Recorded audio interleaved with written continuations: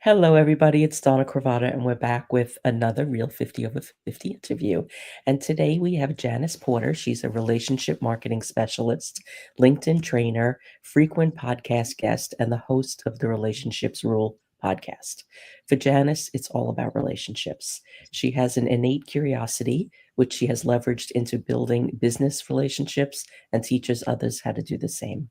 Her passion is working with people who want to build their businesses through relationship marketing and networking, and she does that using online and offline strategies with a specific focus on LinkedIn optimization and training, as well as staying connected and nurturing relationships.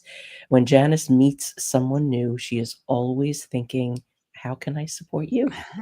So, welcome, Janice. Thanks so much, Donna. It's my pleasure. I'm so glad we were able to make this happen. Yeah. Yeah, I mean, these are booked so far in advance, they're Yeah. like little You know, surprises when they pop up. yeah, but then you never know whether that date's actually going to work. So it was fun that we were able to do it. Mhm, mhm. So, um, let's talk about relationships. What's your favorite Okay. thing? Yeah, it is actually. I think, um, and over the last probably 5 years, with the pandemic and everything, things changed. And I started to realize that, like, I used to network all the time. Mhm, I was always at networking events, and locally, everybody, knew me, and I knew lots of people. And it was always, oh, you want to meet someone that does such and such? Ask Janice, she knows, and that mhm, was kind of the way it was until the pandemic, of course, and everything changed. And I began to really see the power of networking specifically on LinkedIn, because mhm, that was my baby. And like opened a whole new world, because it mhm. wasn't local, it was global. Yeah, And that was really kind of interesting. And so, yeah, I've built relationships with people all over the world, and it's fun. It's really fun. mhm. And the problem is I never go out anymore. Yeah, Right? It's like, no, do I want to go to that event and half an hour to get there, parking, mhm, expensive, another half hour or more to get home because of traffic. So I'm just starting to think, I need to be around people again. Let's try it.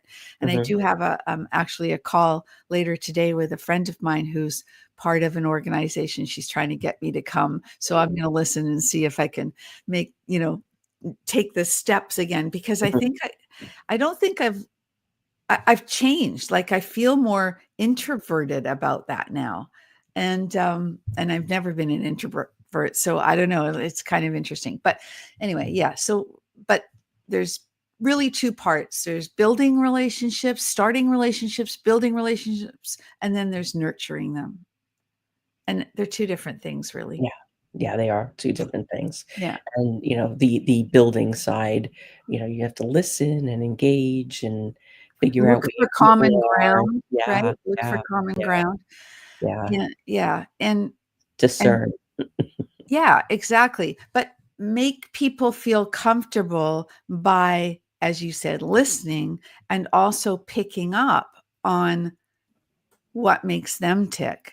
Because I always find the best kind of conversation is the one where at the end of it, the new person you're talking to says, this was the best conversation. I so enjoyed talking to you. And they know nothing about you, but you've let them talk the Mhm. whole time, right? Yeah. So, yeah. So, sorry, I'm just listening. There's somebody at my door, but it's okay. It's the gardener. Everything happens on Wednesdays.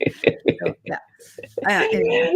So, how do you do some of this building relationships and creating relationships and nurturing relationships? Yeah, so it seems easy, but it really isn't. I mean, you have to be very careful of a few things. So on LinkedIn, people reach out to connect, or I reach out to connect. It depends. But let's start with inbound first, because we get a lot of people.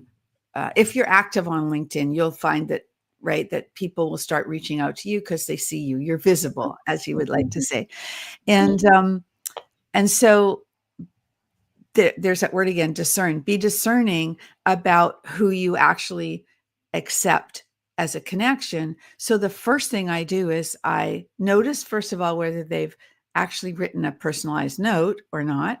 Secondly, I go look at their profile and get a feeling or a sense of first impression, because the profile is important. So did it impress me to start with, that it was complete and talked properly about them and what they do for other people, and looking for common ground to have a conversation with them about.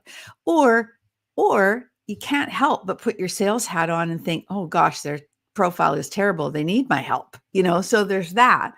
And that's just being honest. But you wouldn't bring that up right away. You would just talk about, Yeah. you would say, okay, I'm going to accept.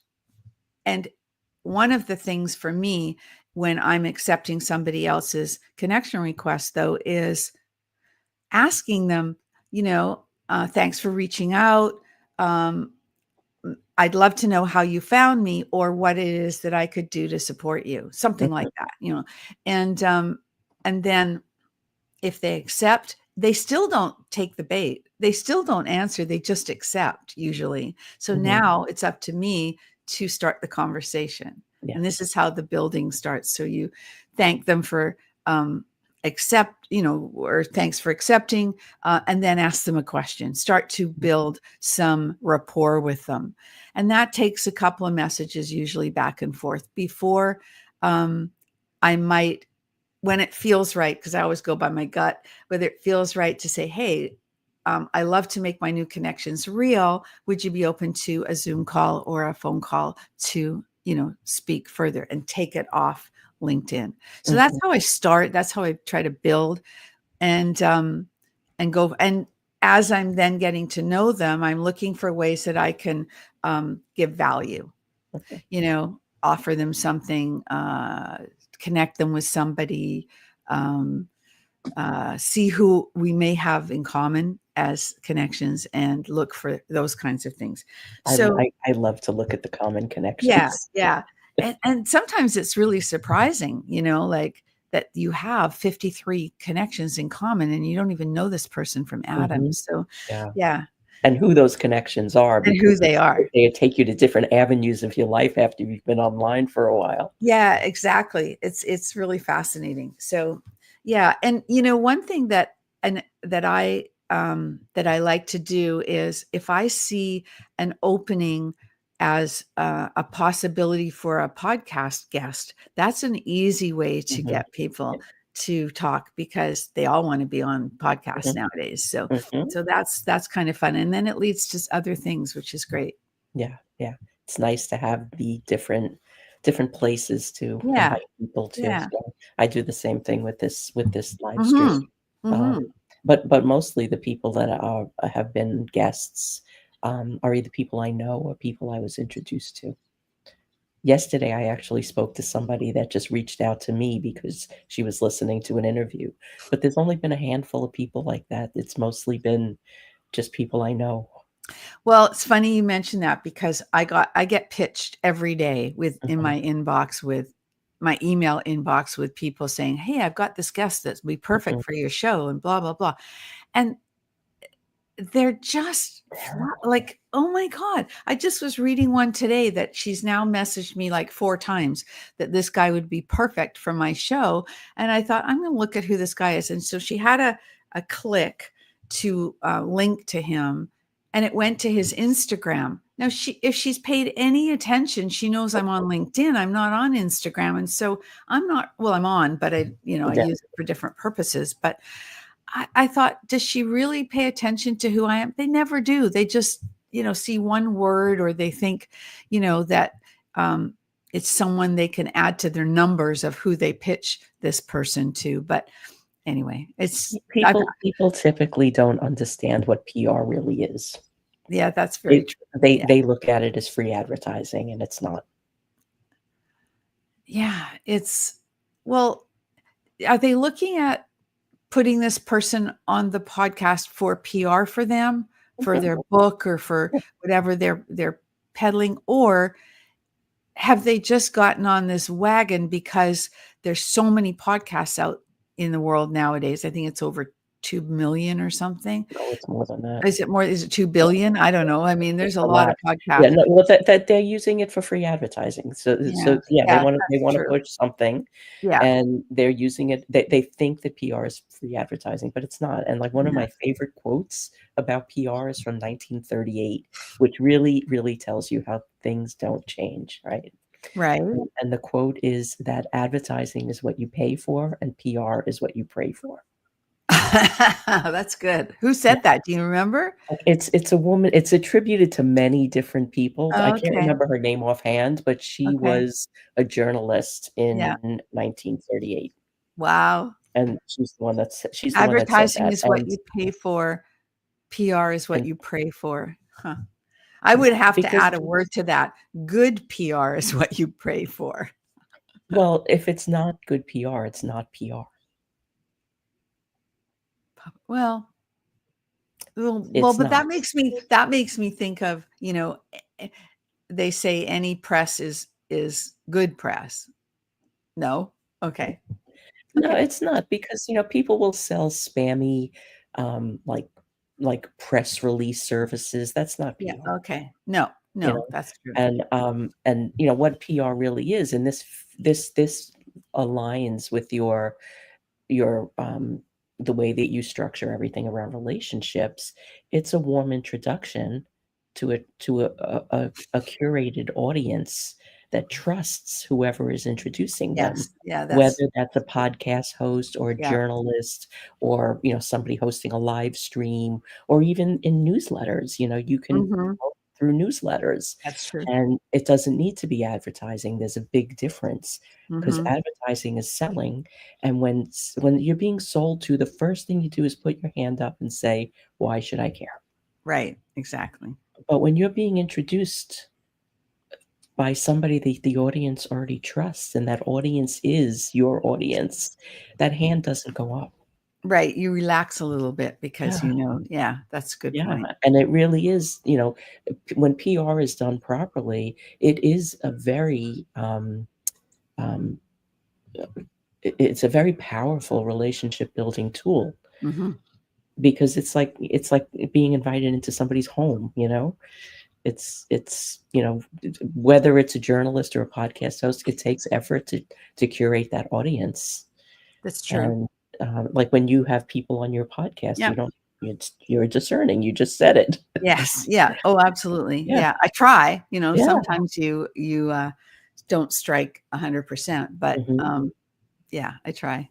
Yeah, and it's important, and I really think, the cream rises to the top, and that's I've met a lot of my podcast guests on LinkedIn and mhm, just built the relationship first. And then it's become a really positive way to find my guests because when you build that trust and you start to have a relationship, and then if we can get into the nurturing of the relationship, that mhm, really helps because um, one of the things that um, having someone on your podcast and having them love the experience and share it with their audience, mhm. that's the magic because that's what you want to do. You want to be in other people's audiences, right?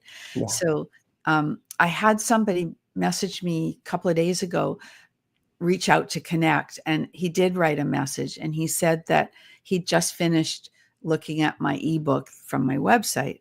And I thought, oh, okay, I wonder how he found me and whatever. Well, I was on somebody else's podcast that he knows, I guess, because I mhm, saw we were mutually connected. And so I asked him, and that's what he told me. And I said, what was it that you liked the best from that book? And he said it was about something about me sending cards. And so now I'm like, oh, how do I do this without sounding salesy? What do I mhm, say to him next? And I said, do you have I think he was in the mortgage business. And I said, I said, that's great. I said, do you have a system that you use to do that? He said, no. Do you recommend one? So it was perfect. So we'll see what happens. mhm. But you never know. You Yeah, never know. and that's a nice segue into Yeah. talking about, how you help Yeah. people with, creating greetings and gifts programs. Yeah, yeah. So basically, I myself have been affiliated with a company that I use for sending cards and gifts for 16 years. And the company has changed names a couple of times. Most people would know it as, I don't know, do you mind if I mention it? It just seems like I pretend not to mention it sometimes. And it seems really, yeah. So the company is Send Out Cards, but it's called Promptings now, powered by Send Out Cards. And basically, it's an online system where you go on and either choose the greeting card that fits the purpose or create your own so you can customize and personalize for no extra cost. And and then the best part about it and why the name Promptings has been garnered from, I think they tried to get it for years and couldn't and finally did, is because the best kind of card you can ever send someone is the unexpected card. And the unexpected card comes from you acting on your prompting. And the prompting might be, for example, I know my sister's going through some heavy duty stuff right now. And I was just down in California visiting with her. And when I got home yesterday, I had a prompting to send her this card that I know is in our catalog that will make her smile. And Mhm. so I just found it and sent it to her. And, she's not going to be expecting it. That's the best kind of card. I actually had someone send me one yesterday with, how you've seen lately these people, I don't know if it's done by AI. I think it is, where they make you look like a little doll in a Mhm, box. Yeah, mhm. somebody sent me one of me, and it just made me smile. And Mm. that's exactly what it was meant to do, I right? actually have one right here, and Ah, it's on my desk since last year, because last year my words for the year were refine, discern, and expand, and somebody saw oh, me post this nice. on LinkedIn, and Yeah, they sent this to me as, like, a New Year's card, yeah, and and that it's shows been that, on my desk over a year. right. And so that's because it spoke to you that they had paid attention, Yes, right? yes, They knew what you I were about listened. and they put Yeah, that in a card. For me, I tend to put photos on people's cards because if you put their photo on the card, they don't throw it away. mhm, But um, it's also important to be able to brand yourself when the need be. You don't do mhm, it on every card, but if mhm, it's a first time you've met someone like mhm, I do on LinkedIn, I'll ask them for their mailing address, and and I will brand the back of my card because it's a nice to meet you card, and so it's like a business card thing. We've just recently, last week, the company has launched a new product and it's called ACT, which is mhm, acting on your promptings by sending an instant digital version of a card that's in the catalog.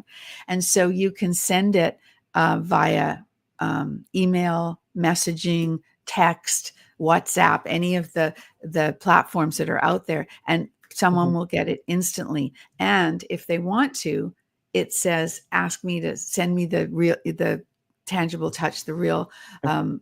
Yeah, card as well. So there are times when you don't want to wait till the card's going to get there, where I think that mhm, this can be really valuable, but I think there's nothing that replaces that tangible greeting card that either says it's your birthday, or I did this one for my, I celebrated my 300th episode of my podcast. This is terrible picture, but somebody took the picture off LinkedIn and put it on a card and sent it to me. yeah, and And it's, and people aren't getting much in the mail these days other than, things from the IRS and yeah, insurance companies, exactly. right? Yeah, exactly. So it always feels good. And the thing about the real card, actually, I think that's the bonus, is when you open it, when you hold that card in your hand, it takes you from your head to your heart. Mhm. And that's what you want to do. Yeah, yeah. Yeah. So I love doing that and having people say things like, Janice, thank you for that card. You have no idea it arrived just when I needed it. And that Yeah, happens a lot. yeah. So the cards that people don't expect, they're the best. But it's also good to send cards to celebrate people on their birthday, on, the anniversary of whatever their business is, whenever they're showing things on LinkedIn that say, they're celebrating something, or on Facebook or Instagram, you see people celebrating, the birth of a child, grandchild, a dog, all sorts of things. And you put those on a card, people love that. Yeah, and it just shows, that you're paying attention, you're listening, and there's just not enough of that. That's right. We have to do that more and more. People are using social media as broadcast tools, but it's so much more when you go Yeah. below the Oh, of surface. course. Yeah. Yeah. It's so much more. Yeah. So you were also on our panel a couple months back I on was. grief and gratitude, which I just love that topic because, again, people don't often put those two things together. I know. It was actually a very moving hour. I think we had an hour, right? We were on. Mhm. Yeah. Because some people spoke to the grief piece, and that brought up, and I was thinking that I was more about the gratitude piece with my cards and everything. And yet there were some things that were said that came up for me in that grief piece as well. So it really stirred some emotion and conversation that was really relevant and special. Yeah, you were actually the inspiration for that panel. Really? Yeah, because I can't remember if we just had a conversation or if you had interviewed me for your podcast and we were chatting after the interview and we were talking about gratitude and then something about grief popped into that. And I was like, "Ooh, Yeah, interesting." I remember So, that's really special. I like that. But yeah, you did a great job moderating that too. It was fun. It was Those good. are my favorite things to do. Yeah. I love Well, you them. do a good job. Yeah. Thank you. Thank you. Thank you. Yeah, this month I actually, for the first time, I invited people to the panel and not one person was available. Oh my goodness. And I didn't find out until like the month had already started. And I was like, okay, we're taking a break this month. Oh my goodness. Yeah. That had never happened before, but we'll be back Yeah. next month. Okay. So let's talk more about the nurturing of the relationship. So other than the cards and the Okay. gifting, because Okay. through that program you could send gifts as well. It's not just Absolutely. cards. Yes, you can. Yes, you can. But Um, how do you nurture those relationships online or offline, but without something extra, just by being you?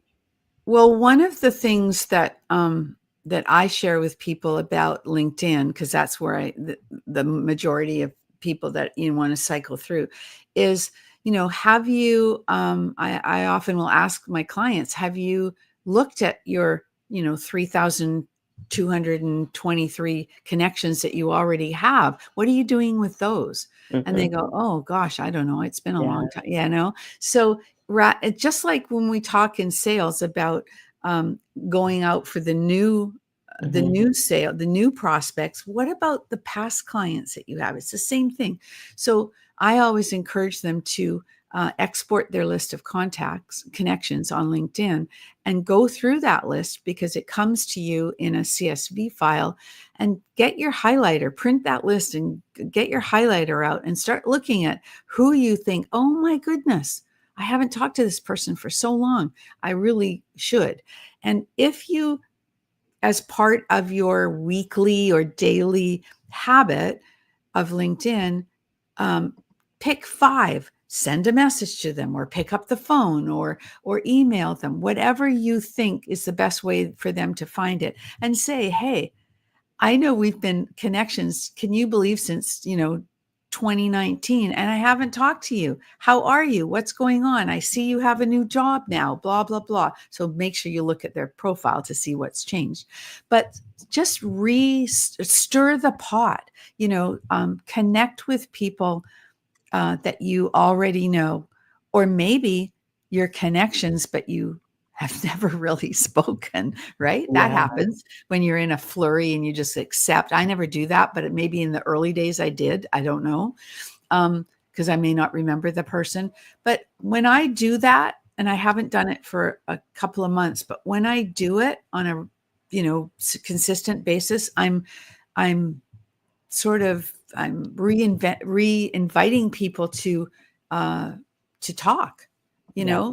and so that works. And also I get promptings. And if I'm not sending a card, I'm sometimes picking up the phone. And when Mhm. somebody answers, I go, "Oh my gosh, I didn't expect you to answer. Thank you so much. Do you have a few minutes?" I always ask them that. And then Mhm. I love talking on the phone. So that's where I think, but most people today don't think about picking up the phone. But just be prepared to leave a message, or be prepared that if they answer, you just make sure you ask them if they have a couple of minutes because you just wanted to reconnect. Things like that help nurture Mhm. relationships.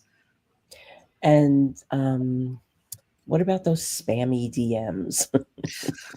Well, those spammy DMs, if I'm in a mood, I'll go back to them with something not so nice. Otherwise, I just ignore them and delete the conversation. Yeah, I do the same I thing. don't I have do the the time same to, thing. really. And yeah, yeah, I because had sorry. it's mostly automated. Correct. It is. But I got one once from somebody who was pitching somebody for my podcast. This was an email actually, but I was like I was hysterical because this person, it was a big long message, and it said, this person, I love relationships rule. That's the name of my podcast. Mhm. And I think this person would be a great fit for your podcast. He is an expert in mold removal. I'm like, it was too Well, good to it's be true. changing the relationship with mold. It was like, I mean, there are things I have spun to make it work, but that one, I don't think so. Yeah. So I did message that person back and said, "Did you look at my podcast? Did you listen to anything?" I said, "I don't think so. Thank you very much." And I never heard from them again. Yeah, Yeah. yeah. And what about your thoughts about, LinkedIn Premium versus the free version of LinkedIn? Yeah, that's a great question. And I do get asked that a lot. And I believe, and I've seen this happen so many times when my, excuse me, my clients will say, "Oh, I just got premium," or "I just signed up for Sales Navigator," and they have no idea how to use the basic. So I say, be comfortable with the basics first. And it may be the only thing you ever use, because I think it's about 85% of the people use the free platform, although LinkedIn is really pushing to get us to pay to play. I do not pay to play at this point because the kind of people I need to meet, or that are my clients, they're not necessarily on premium or Sales Navigator. But if you're a full-time salesperson and you're serious about building the list of people that you're reaching out to, I don't think premium is as important as Sales Navigator in that respect, because that helps you with, it's a different platform altogether.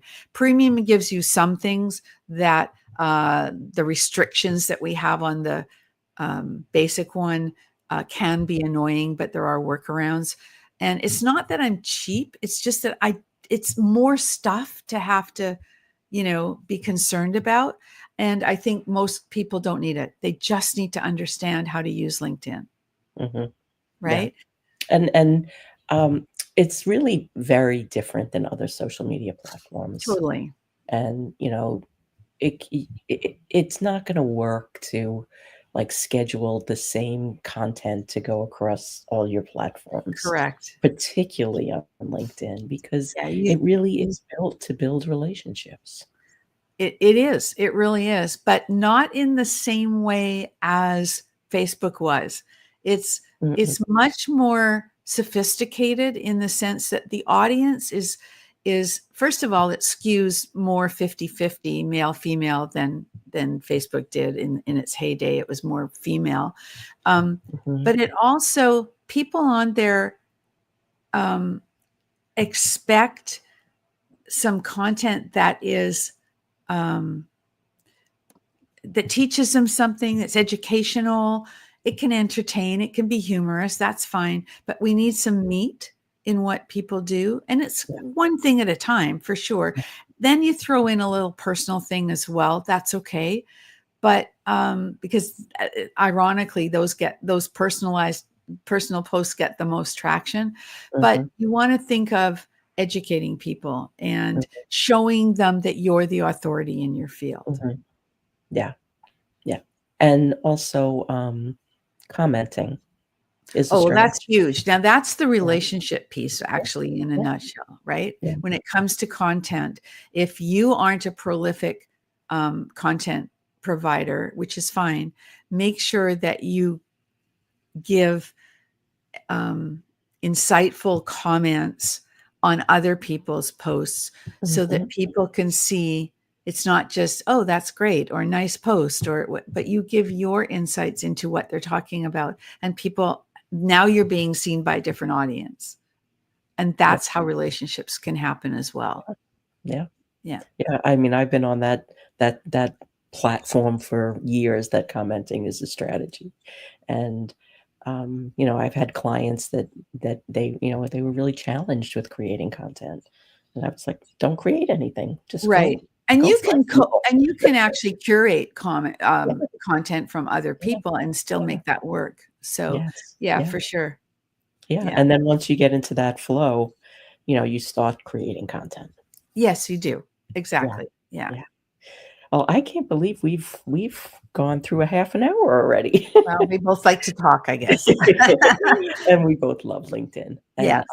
I like to end these interviews asking for a wisdom bomb, something actionable that people can take with them and integrate into their day. Okay. Well, you warned me about this, and I thought of something then. Let me just think if I can remember what it was. Okay. I think it was around being to act on your promptings. I think it's important whether you send a card or whether you pick up the phone or whether you send a DM message or an email or a text. If you think of somebody, if somebody comes to your mind, or you're scrolling and you notice something that somebody that you haven't talked to for a while has posted, take action. When you think of it, take action and do something to connect or reconnect with that person, because they'll appreciate it. Yeah, And you never know where it'll take you. that is so true. So Right. thank you, Janice. Everybody connect with Janice on her website, janiceporter.com. And I've also put in the link here for the Mm. panel that she was on. So you can go to my website and go to the grief-gratitude link, and it'll take you right to the page that has all of the information about the panel. And you can, see a couple of video clips there and watch the replay if you'd like. And let me put Janice's website back up, and we will be back next week with more. And thank you again, Janice. Thank you for sharing your insights and how you build relationships. We need more kindness and gratitude and listening and caring in the world. So, what you're doing is so appreciated. Thank you. I like to say, stay connected, be remembered. Very good. Love it. Great way to end this. Thanks, everyone. Have a great Wednesday. If you're listening on the replay, tag us and we will respond and keep the conversation going. And we'll be back next week.